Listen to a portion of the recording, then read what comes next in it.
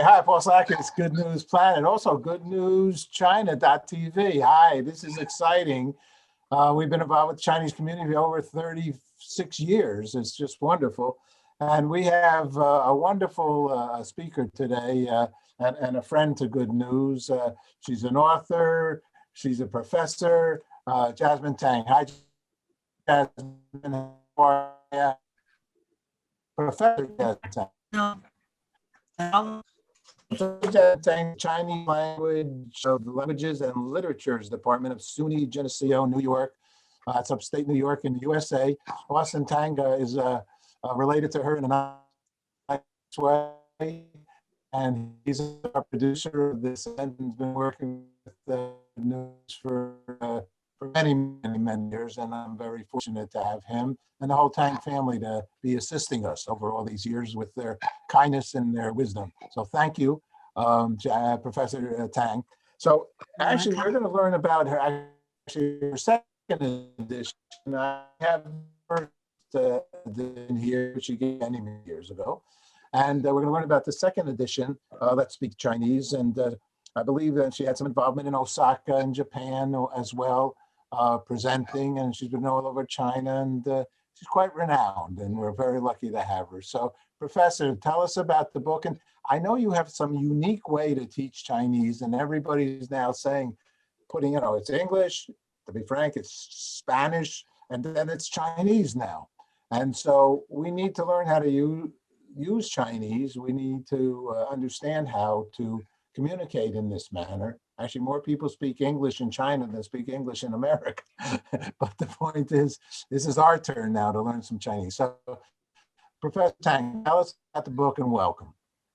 Thank you. Well, first of all, I needed to give you some background of myself. So therefore, people can understand why am I, the way I'm writing my Chinese textbooks is, the combination based on language and culture instead of traditional, okay? And let me give you a background is, first of all, I was brought up from my parents. My father was a great, wonderful doctor, pediatrician, director of the hospital administrator, and also a general good general doctor. And then my mother was an excellent nurse. Because of them, ever since I was little, I always wanted to be a nurse. So in the 60s, I got my will that I went to England because England is the founder of nursing is Florence Nightingale, like you all know. When I was there, I was a Johnny Good nurse. I received many awards, and I even was the person being nominated and being taken to watch the Dr. the open movie ceremony with Queen Elizabeth and her family. Wow, there was really a Dr. Dolittle. Yes, before that, I was, they trained me how to do the royal manners, how to greeting, how to bow to Queen Elizabeth. I saw herself, her mom, her husband, and her, son, Prince Charles. All that was really good. And I love the nursing lifestyle in England because it's totally different from America. Over there, it's patient, nurse, doctor, student nurse, student doctor. We're all working as a team with the patient. The patient will know what's wrong with them. Why do we treat you this way? So on. But then, my family, my father, his philosophy is living in different country, different places is the best education than the book. So ever since we were little in Taiwan, I was born in Shanghai, grew up in Taiwan. So we, lived in many different places in Taiwan. And then, in the 50s, my father did his medical training in San Diego Navy Hospital. After that, he went back to Taiwan. He said, we are going to immigrate to America.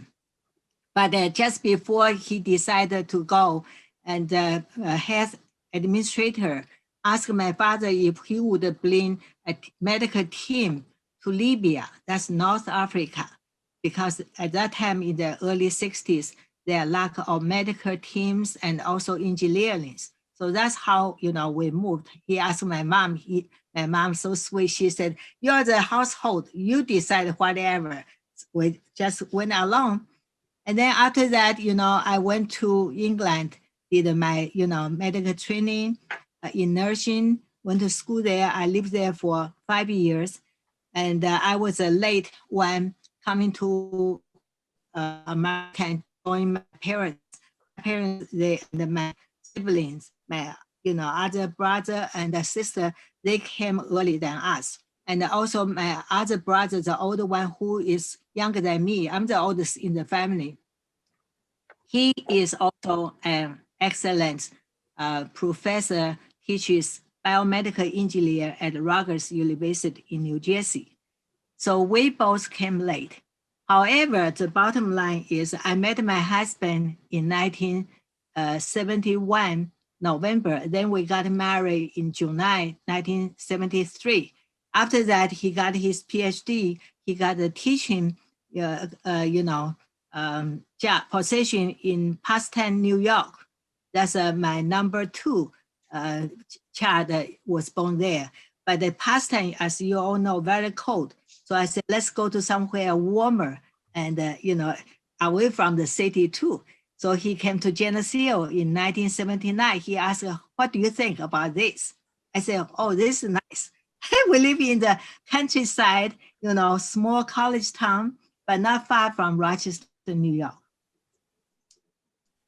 At Not the cold up there. No. But at least it's better than It's high. It's bigger than the frame. Pasadena, New York was, you're walking and driving on top of the ice. Yeah, no, that's closer to the lakes. Yes. However, he started teaching. We moved here in, August. And then one of the chairperson from foreign language department, they used to be called the foreign language department, Dr. Alban, he asked me to teach Chinese language. But before that, he asked my husband, he said, can you ask your wife to teach Chinese language in our department? He said, oh no, you ask her. So he asked me. I said, no. He said, why not? I said, number one, my background is not education or Chinese language, okay? Number two, I'm not even certified to be a teacher. And then so I said, no. Then he said, you're a mother, right? I said, yes. He said, well, that's good. I said, no, I can't. I said, I'm going to have a baby soon. That was Austin is, was born in November. And he said, a mother can be a good teacher too. So he asked me 3 times. I couldn't refuse. So I said, okay. And he even said, when the time comes, I can even, have the student come to my house to let me teach the student. So I couldn't refuse. So I said, okay, that's how I started my teaching. Okay. And when I had, my gosh, he gave me all the textbooks. Everything was quite old fashioned. Was not even pinyin or phonetic symbols in Chinese language. Was from Yale University. They have this Wei Si pinyin. Is different style. So I said, well, I better make my own, write my own, lecture, material, all that. Otherwise, students will learn. If I don't know, I cannot, teach a student. So that's how I started, studied with Chinese traditional, Chinese characters and culture and the phonetic symbols, all that. They're old Chinese characters. That's I'm right. not an old Chinese character. I just have a tie of old Chinese characters. But we're all one, good. so that's the good news. That's 很好. Okay, 很好. Anyway, cut this short is, after I teach a year or so, the department don't have money. So I stopped. And also I wanted to raise my children while they are still in elementary school.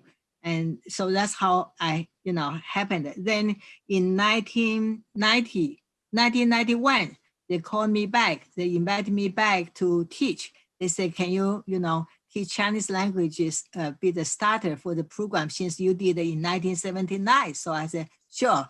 And I used to teach in all kinds of level, from kindergarten to high school, at the BOCE in the summer, summer school.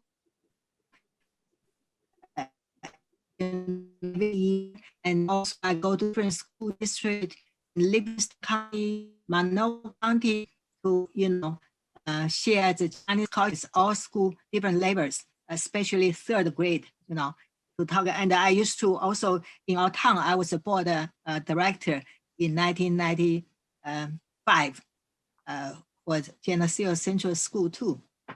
Because of all that, I thought, well, I better have a degree myself too. So I got my master's degree in Chinese education from SUNY Empire State College. And then after that, in the 20s, I have published many textbooks, but they're all in Chinese traditional characters. And then 2006, I got have an invitation from East China Normal University in Shanghai. They invited me to go there for the teachers training workshop with others. They wanted me to share my experience with them. But unfortunately, that year I had to give a talk in Japan. So they said, okay, I thought that they just applied. It's not a real invitation. But turns out in 2007, they asked me again. And then they said, you promised to go. So I said, oh, okay. And I thought it was 2 weeks. When I got to, East China Normal University, the shortened name is ECNU. They told me I would be there for 6 weeks. I said, 6 weeks? I thought it's only 2 weeks. They said, they have a group of graduate students. They all come from American. They wanted me to be there to, share my experience with others to do that. So I called my husband and said, is it okay I stay, for 6 weeks instead of 2 weeks? Because, at that time, I was still, mental high. So I said, sure. That's how I started my, and then because I went to China, because I went to China for 3 summers, and I wanted to publish Chinese textbook in Simplified, because like you all know, in the 20s, everybody is starting to recognize that there's difference between Chinese character has a traditional and simplified. And so they wanted to learn simplified. So I said, why not? So that's how I published my, 2014, it was, taking off. This one? Yes. Okay. All right, they're making this now part 2. So tell us, how does somebody learn Chinese simplified? Make it so simple that by the end of this conversation, I can speak Chinese fluently. That's good. Not going to happen, I don't think. It will. And then, in 2017, I published another book, which is Let's Speak in Chinese. That's edition 1. The one you have, this edition 2, is after the second book. That's this one now? This is the one now we are using, starting 2019. But the 2017 was the first edition. And I changed my style because, so many students, because I want to share my philosophy and not only, memorize everything from the textbook. I wanted them to be able to speak. So therefore, it's a conversation book, but we can use as writing, listening, and speaking as well as reading. Students are very happy about it. If you look at the textbook inside, I have their pictures. Total are, the first edition has 4 chapters. Now the second edition, we have 8 chapters. The 8 chapters, they are about, shopping. They have food and drink. They have asked for help, personal information, daily conversation, and family relation, traveler, in the classroom, how they setting, and time and seasonings. So all this way student will be able to use. I'm the person believe because I was, brought up with multicultural, multi-diversity in learning and different custom, different country. I was educated multi-education too. So therefore, I wanted to share with my student how we're going to grasp the Chinese language easily, not only memorize, but be practical. That's what's about. So let me ask you a question. So Okay. simplified and not simplified. What actually literally, once again, this is I think old Chinese characters, somebody said to me, or they gave this to me, Jinsu province gave this to me when they came here and we helped them. So what is the difference in a Chinese character between a simplified and a non-simplified one? Okay, traditional Chinese character, they have, can I use a whiteboard? Share the screen? Okay.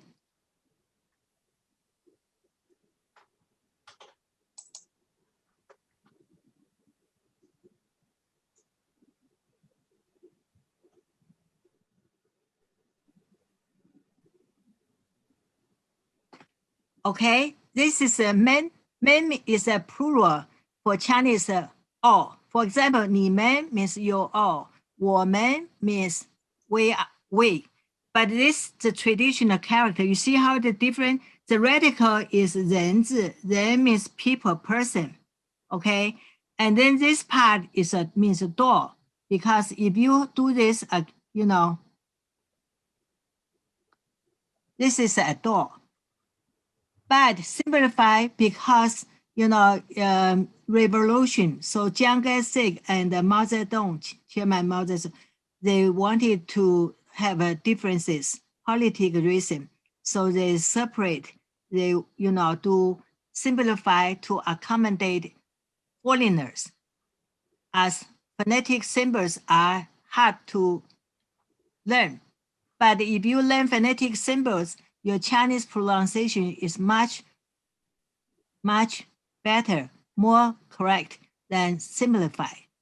On the other hand, because it's pinyin, so most of you learn the language will sound like you are foreigner right away. That's it, So there, and also there's no meaning. Traditional Chinese character has a culture, has an education, has a the artist, history, okay, all the background. But with simplify, you have no background. You cannot even tell a story. For example, you can see the difference. This is man means, person with a door. When you have a person by the door, what? You have more, right? But then if you use this simplify, there's no meaning. Not only that, let me write another one is, American alphabet, what is that? It's 26 letters. Yeah, Chinese. I heard the Chinese have 17,450,000,000,000 characters. No, Chinese has more than 50,000 characters. Right. So who can understand? Who can learn that? But there's only little bit over 2,000 simplified. So you see, and for example, this means country. Now they changed to this way. So who changed it? How did it actually end up changing from the? Like I said, that scholars in China, they changed it because of the revolution. whatever Chinese, Taiwan, the formal name is called Republic of China. But then China is called People Republic of China. You see the difference? Yes. That's why they wanted to do something different. It's all political issues. And also at the time, they thought it would be easier for foreigners like American, British, or European people learn the language is easier. But they did not realize when you only have simplified characters, you take away the history, you take away the beauty of the character, you take away the meaning of the character. Because Chinese character usually build up with the meaning and the situation, the environment, and all that. How about the sound? The sound, okay, is a tone language, different tone, different meaning. So let's use this as an example. Is the tone different in the simplified? No, tone is the same. Doesn't matter, you learn, you have to keep in mind that the writing is different from speaking. Speaking is the same, everybody use the same tone. For information, they are so unified the Chinese language because we have so many provinces, 22 provinces of China. Every province have their own dialects. Therefore, that's why Chinese people lost opium war during the British. It's because we cannot communicate the language. Was it the same written language, but the sound was different? What makes it different? That's right. What I mean is different dialects is different. People cannot communicate. But this has nothing to do with revolution because Chinese, they always have they have one language that what I say is called Mandarin. It's the Chinese language. Was also in Taiwan they call 国语, and then in China they call 普通话 or Beijing dialects. Has nothing to do with Cantonese. The reason why lots of people in the 19th century, people not the Mandarin is the Chinese language. They always ask you, are you learning Mandarin or Cantonese? People thought Cantonese is a language, but it's not because Cantonese is a dialect. Why is that people think that way? It's because the first generation from China to San Francisco, they were railroad workers. They went to San Francisco to dig the gold because Canton is closer to San Francisco. So therefore, all the railroad workers, they speak Cantonese dialects. Even Chinatown in San Francisco, they all speak in Cantonese. They didn't know, So Americans assume that's a Chinese language until in the early 50s, 49, they start to have the language, written language, but they still, even in 1920, after the, Qing dynasty have unified language as Beijing, Beijing is Mandarin. Taiwan is always using Mandarin.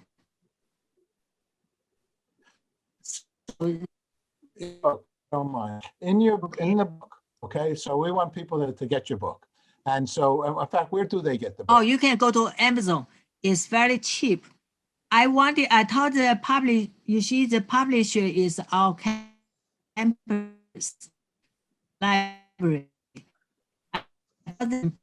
Do not necessarily have profits, royalty. All I wanted is to keep the price low so the student can use over and over. Some of my students They even bring the book, travel to Japan, travel to Taiwan or China.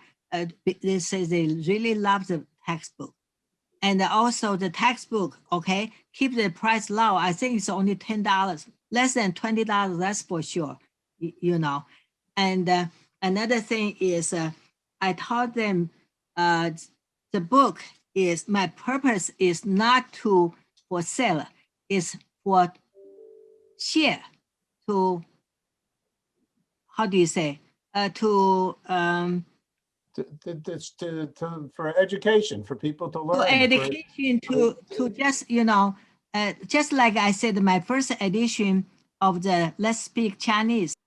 What's the first thing that in the book that you start with? What is somebody, all right, someone can't speak anything. Then I will say, what is the first, how do you start somebody to learn Chinese? I'll say Chinese. I will say, how, HAO. I said, let's go to dinner. Then what do you say? You say how. And then greeting, for Chinese people, greeting somebody, you say ni hao. I would teach you someone, you point your finger to yourself, to, you know, like the way I point to you. Ni, can you say ni? Ni, okay. Then point it to yourself. Can you say 我? That's right. 我, okay. And can you point your finger to the side? Pretend somebody is next to you. Yeah, that's ta. Can you say ta? Ta. That's right. So 你 means you, 我 means I, 他 means he or she. There's no sex difference in ta, in he or she, only in writing. Therefore, if somebody say to you 你好, can you say 你好? 你好. That means hello in Chinese. And if I say, let's go for coffee, then you're going to say 好. 好 means good, means fine. 好. Means yeah, fine. Yeah, 好. Okay. Let's watch a movie. Can you say 好? 好. That's right. Say 好. Hey, you got it. Oh, you're a good teacher. Look at that. You got me going. Shay Shay. You know. So, oh, wow. I am one excited guy. Professor Tang, thank you so much. And this is really, really special. Let me see the cover of that book again. Where can we go to get the book? You can either go to Amazon or go to, you know, our college. But I just text you the ISBN as a picture. You can take a look. Professor Tang, thank you very much. I learned some Chinese. I love the way that you teach. I'm glad. And let's go back and see Professor Tang. There we go. And Shay Shay. I just got Okay, Chi. He. No. 我. Okay. He. 你. That's right. Ta is TA. TA is ta. Okay. Ta. That's right.